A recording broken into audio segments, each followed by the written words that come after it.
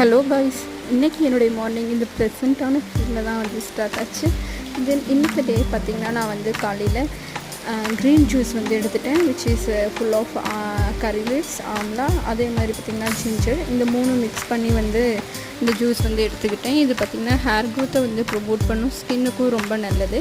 Then morning பிரேக்ஃபாஸ்ட்டில் பார்த்திங்கன்னா white onion with egg and garlic, கொஞ்சமாக chilli இதெல்லாம் போட்டுட்டு ஒரு ஆம்லேட் மாதிரி எடுத்துக்கிட்டேன். தென் நான் ஆர்சி புக் அப்ளை பண்ணியிருந்தேன், ஃபைனலி அது என் கைக்கு கிடச்சிருச்சு.